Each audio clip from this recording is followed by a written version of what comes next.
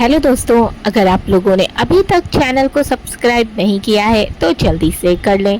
साथ ही स्टोरीज के पिछले एपिसोड्स नहीं पढ़े हैं तो मैंने लिंक डिस्क्रिप्शन बॉक्स में ऑलरेडी मेंशन किया है, आप वहां पर कहानी के पिछले सभी एपिसोड्स पढ़ सकते हैं। तो अब हम स्टोरी को आगे बढ़ाते हैं। रुद्र बीच बीच में उसे ही देख रहा था। रम्या इस बात से अनजान अपने काम में लगी थी। देखते ही देखते शाम हो जाती है। ऑफिस टाइम खत्म हो चुका था। सभी स्टाफ एक एक करके जा रहे थे। रम्या अपने केबिन में आकर बैग लेती है और रुद्र के केबिन में आकर उससे पूछती है, सर हम जाएं? रुद्र, जिसका पूरा ध्यान अपने लैपटॉप पर था, वो बिना उसकी तरफ देखे बोला, कहाँ? रम्या, सर घर। रुद्र, किसके? रम्या को उसका सवाल अजीब लगा। फिर वो थोड़ा हिचकिचाते हुए बोली, सर अपने। हमारा मतलब है आपके। रुद्र नजरें उठा उसे देखता है। हाँ तो मैंने कब मना किया है तुम्हें? बस 2 मिनट रुको, मैं आखिरी मेल चेक कर लूँ, फिर चलते हैं। रम्या, सर आप परेशान मत होइए, हम ऑटो से चले जाएंगे। रुद्र, तुम सुबह किसके साथ आई थी? रम्या धीमी आवाज में बोली, आपके साथ। रुद्र, और मैंने क्या कहा था तुमसे? उसके सवाल पर रम्या सोचने लगती है। उसे समझ ही नहीं आ रहा था कि वो क्या बोले। रुद्र गहरी सांस लेकर बोला, मैंने कहा था कि अब से तुम मेरे साथ ही ऑफिस जाओगी और आओगी भी। रम्या हैरानी से उसे देखने लगती है। वो रुद्र के साथ आने में ही घबरा रही थी, अब जाना भी उसी के साथ। ये सुनकर तो उसकी सांसें ही ऊपर नीचे हो गईं। रुद्र अपना लैपटॉप बंद करके बैग में डालकर रम्या को थमा देता है और अपना फोन और कोट उठाते हुए बोला, चलो हो गया सारा काम। वो आगे चला जाता है तो रम्या भी चुपचाप उसके पीछे चल देती है। दोनों गाड़ी में बैठ जाते हैं। रुद्र ड्राइव करने लगता है, वहीं रम्या चुपचाप बैठी थी। रुद्र गाड़ी के पीछे वाली सीट से एक शॉपर उठाकर उसकी तरफ बढ़ाते हुए बोला, ये लो, रख लो इसे। रम्या हैरानी से उसे देखने लगी और घबरा कर बोली, सर ये क्या है? रुद्र ड्राइव करते हुए बोला, तुम तो ऐसे घबरा रही हो जैसे मैंने तुम्हें जाने कौन सा हथियार दे दिया हो। पहले पकड़ो इसे, मुझे ड्राइव करने में दिक्कत हो रही है। रम्या जल्दी से उसके हाथ से वो शॉपर ले लेती है। रुद्र, अब खोल कर भी देखोगी या उसके लिए भी मुझे कहना पड़ेगा? तब रम्या उस शॉपर को जल्दी से खोल कर देखती है तो उसमें एक लेटेस्ट और एक्सपेंसिव फ़ोन था। रम्या हैरानी से, सर ये हम नहीं ले सकते। रुद्र, और क्यों? रम्या घबराते हुए, सर हम इतना महंगा फ़ोन नहीं ले सकते।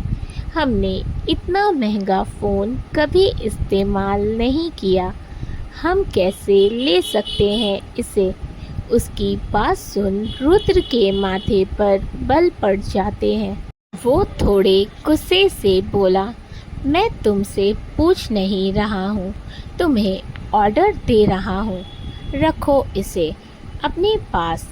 इसमें मैंने अपना दादी माँ और कार्तिक का नंबर पहले ही सेव कर दिया है।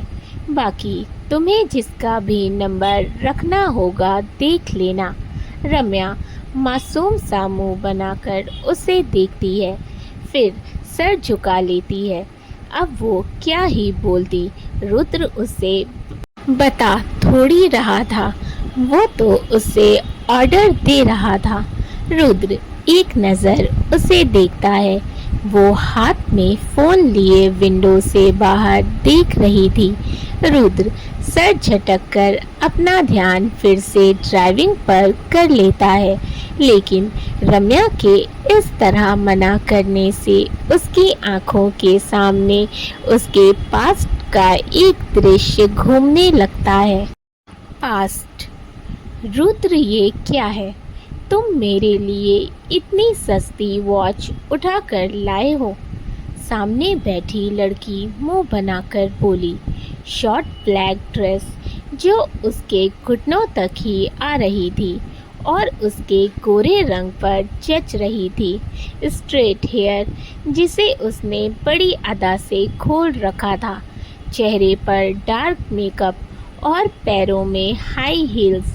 वो काफ़ी मॉडर्न और खूबसूरत थी, खासकर उसकी नीली आंखें। रुद्र हैरानी से, ईशा तुम इसे सस्ती कह रही हो?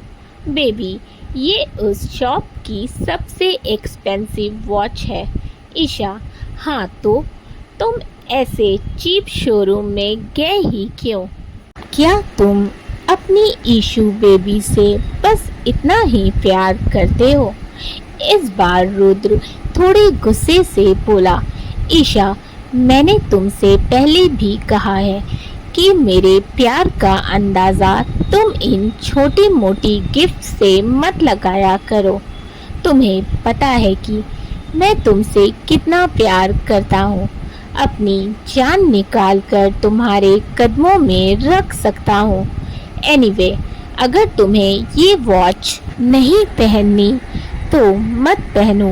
वो उठकर जाने लगता है तो ईशा जल्दी से उसका हाथ पकड़ लेती है। रुद्र बेबी, प्लीज़ तुम नाराज़ मत हो। मैंने तो बस ऐसे ही बोल दिया। तुम्हें पता है ना, अगर तुम मुझसे नाराज़ हो गए तो मैं खाना पीना सब छोड़ दूंगी तुम्हारे लिए। सॉरी ना। वो थोड़ी रोनी सी शक्ल बनाकर बोली तो रुद्र मुस्कुरा दिया और प्यार से उसे गले लगाकर बोला, तुम्हें पता है ना कि मैं ज़्यादा देर तुमसे नाराज़ नहीं रह सकता। अब आगे से कभी मेरे प्यार को जज मत करना। तुम नहीं जानती ईशा कि मैं तुमसे कितना प्यार करता हूँ। I love you Isha. Isha के होठों पर अजीब सी मुस्कान थी। वो उसे कसकर गले लगा लेती है। लव यू टू बेबी, लेकिन नेक्स्ट टाइम तुम मुझे इससे एक्सपेंसिव गिफ्ट दोगे। रुद्र मुस्कुराकर, ठीक है। प्रेजेंट। सोचते सोचते रुद्र एकदम से गाड़ी को ब्रेक मारता है। रम्या जो विंडो के बाहर देख रही थी, उसे बिल्कुल उम्मीद नहीं थी कि रुद्र इस तरह अचानक से ब्रेक मारेगा।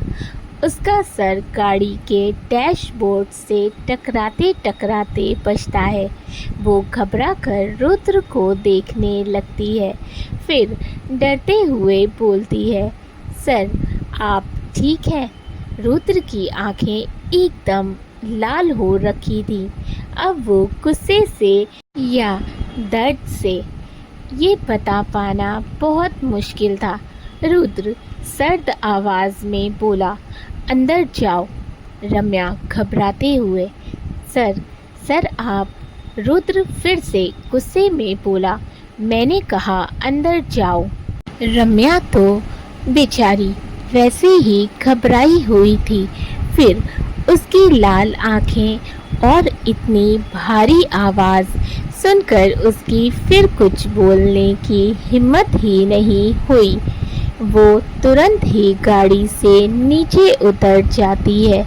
रुद्र ने गाड़ी बिल्कुल विला के सामने रोकी थी। उसके नीचे उतरते ही रुद्र ने बिना एक पल गवाए गाड़ी वहां से फुल स्पीड में भगा ले जाता है। रम्या बस वहीं खड़ी उसे जाता हुआ देखती रही। और कुछ ही सेकंड में रुद्र की गाड़ी उसकी आंखों से ओझल हो गई। तब वो चुपचाप अंदर आ गई। रम्या अपने रूम में आई और अपने कपड़े लेकर चेंज करने चली गई, लेकिन उसके दिमाग में बार बार रुद्र का चेहरा और उसकी लाल आंखें घूम रही थीं। उसे समझ नहीं आ रहा था कि थोड़ी देर पहले तो सर का मूड ठीक था, फिर अचानक क्या हुआ जो उनकी आंखें इतनी लाल थी। वो अभी सोच ही रही थी कि तभी डोर पर सोफिया ने नॉक किया। वो रम्या को देखकर बोली, मैम, बड़ी मैम आपको और सर को डिनर के लिए बुला रही हैं। रम्या, ठीक है, आप चलिए, हम आते हैं। सोफिया वहाँ से चली जाती है। रम्या नीचे आती है। शारदा जी उसी का वेट कर रही थी। रम्या आकर उनके पास बैठ जाती है। शारदा जी मुस्कुराकर, कैसा रहा आपका आज का दिन? रम्या भी मुस्कुराकर बोली, अच्छा था दादी माँ। शारदा जी, वैसे रुद्र कहाँ है? क्या उन्हें डिनर नहीं करना? रम्या को समझ नहीं आ रहा था कि वो क्या बोले। उन्हें बता दे कि रुद्र घर पर नहीं है। उनके चेहरे पर परेशानी देख शारदा जी बोली, रूमी, आप इतनी परेशान क्यों लग रही हैं? सब ठीक तो है ना? क्या रुद्र आपके साथ नहीं आए हैं? रम्या, नहीं दादी माँ, सर हमारे साथ ही आए थे, फिर वो हमें बाहर उतार कर ही कहीं चले गए। हमें नहीं पता वो कहाँ गए हैं। शारदा जी, क्या कोई बात हुई है? आप लोगों का झगड़ा हुआ है? रम्या जल्दी से ना में सिर हिलाकर बोली, नहीं दादी माँ, ऐसी कोई बात नहीं है। हम जब ऑफिस से निकले तो सर का मूड अच्छा था, फिर अचानक पता नहीं कैसे उनका मूड खराब हो गया। वो मासूमियत से बोली तो शारदा जी किसी सोच में पड़ गईं। फिर रम्या के सर पर प्यार से हाथ फेर कर बोली, कोई बात नहीं बेटा, वो शायद काम की वजह से डिस्टर्ब होंगे। आप फिक्र मत कीजिए, रुद्र ऐसे ही करते हैं। जब भी कभी उनका मूड खराब होता है तो वो ऐसे ही बिना किसी को बताए अकेले ही निकल जाते हैं। जब आप धीरे धीरे उन्हें अच्छे से जानने लगेंगी तो उन्हें समझने भी लगेंगी। रम्या बस ध्यान से उनकी बातें सुन रही थी। आप डिनर करके आराम कीजिए, वो आ जाएंगे। रम्या हाँ में अपनी गर्दन हिला देती है। सोफिया उन्हें खाना सर्व करती है। रम्या डिनर करके अपने रूम में आ जाती है। शारदा जी रुद्र का कॉल ट्राई करती है, लेकिन वो फ़ोन नहीं उठा रहा था। तब वो कार्तिक को फ़ोन करती है। कार्तिक पहले ही बेल में फ़ोन रिसीव कर लेता है। शारदा जी, कार्तिक, रुद्र कहाँ है? कार्तिक जो रुद्र के पास ही बैठा था, वो एक नज़र सिगरेट पी रहे रुद्र को देखता है, फिर बोलता है, दादी माँ वो यही है, मैं उसके साथ ही हूँ, हम फार्म हाउस पर हैं। शारदा जी थोड़े गुस्से से बोली, वो फिर से उस लड़की की याद में शोक मना रहे हैं ना? कार्तिक को उनकी बात पर हंसी आ जाती है। वो अपनी हंसी दबाकर बोला, जी जी दादी माँ, लेकिन आप चिंता मत कीजिए, वो ठीक है, मैं उसके साथ ही हूँ। शारदा जी, ठीक है, ध्यान रखिएगा अपना भी और उनका भी। कार्तिक, जी दादी माँ बोलकर फ़ोन कट कर देता है। शारदा जी एक गहरी सांस लेकर खुद से बोली, कब तक रुद्र, आखिर कब तक? आप खुद को बर्बाद करेंगे। हम रम्या को आपके जीवन में इसीलिए तो नहीं लाए कि आप उन्हें छोड़कर अपनी बीती जिंदगी का गम मनाएं। वो बहुत भोली और मासूम है। रुद्र, हम चाहते हैं कि आप अपनी बीती जिंदगी को भूलकर उनके साथ अपने जीवन की नई शुरुआत करें। आपको उनसे अच्छी जीवन साथी कभी नहीं मिल सकती। कार्तिक रुद्र को घूरते हुए बोला, बस कर भाई, कब से सिगरेट फूंक रहा है। रुद्र उसकी बात का कोई जवाब नहीं देता। कार्तिक, ठीक है, मत मान मेरी बात, ये ले, ये भी रख ले। वो गुस्से से बची हुई सिगरेट्स के पैकेट भी उसके आगे कर देता है। रुद्र घूर कर उसे देखता है, फिर अपने हाथ में पकड़ी हुई सिगरेट को ऐश ट्रे में मसल कर बुझा देता है। ये देखकर कार्तिक के होठों पर मुस्कान आ जाती है, लेकिन उसकी मुस्कान बस पल भर की ही थी, क्योंकि रुद्र ने सिगरेट छोड़कर वाइन के ग्लास को अपने होठों से लगा लिया था। कार्तिक गुस्से से, तेरा कुछ नहीं हो सकता, मैं ही पागल हूँ जो तुझे समझ रहा हूँ। मुझसे बात मत करना अब, ये बोल वो गुस्से से जाकर बेड पर लेट जाता है। रुद्र उसे इग्नोर कर बालकनी में आ जाता है। रम्या रूम में आ जाती है। वो सोने की कोशिश कर रही थी, लेकिन नींद थी जो उससे कोसों दूर थी। उसके दिलो दिमाग में तो बस रुद्र ही चल रहा था। उसकी वो लाल बेचैन आंखें बार बार उसके जहन में आकर उसे परेशान कर रही थी। रम्या जब आंखें बंद करती तो बार बार रुद्र वो गुस्से वाला चेहरा सामने आ जाता। रम्या उठ गई और सोफे से टेक लगाकर बैठ गई। वो खुद से ही बोली, रुद्र सर की आंखें हमें इतनी बेचैन क्यों कर रही थी। क्या था उनकी आंखों में, जैसे बरसों से किसी की याद में तड़प रहे हों। हमें क्यों लग रहा है कि सर बहुत दर्द में है। हमें उनकी आंखों में अजीब सा सूनापन महसूस हो रहा था। हमें तो सर कभी समझ ही नहीं आते, कभी इतने बुरे बन जाते हैं तो कभी अच्छे। पहले हमसे ज़बरदस्ती शादी की, लेकिन फिर खुद ही आकर हमें पापा की मार से बचाया। जब कभी हम उन्हें थोड़ा समझने की कोशिश करते हैं तो सर हमेशा हमें अपनी सोच से बहुत दूर नज़र आते हैं। हम क्या करें, हम उन्हें नहीं समझ सकते कभी। उन्होंने हमारी ज़िंदगी में आकर अपने नाम को हमारे नाम के साथ जोड़ दिया, लेकिन उन्होंने तो पहले ही कह दिया कि हम उनसे कोई उम्मीद ना रखें। वो हमें कभी स्वीकार नहीं करेंगे। ये ख्याल आते ही रम्या की आंखें नम हो जाती हैं। क्या सर किसी और से प्यार करते हैं? ये सोचते ही रम्या एकदम से सीधी होकर बैठ जाती है। हम भी क्या सोच रहे हैं? अगर ऐसा होता तो फिर वो हमसे शादी करते ही क्यों?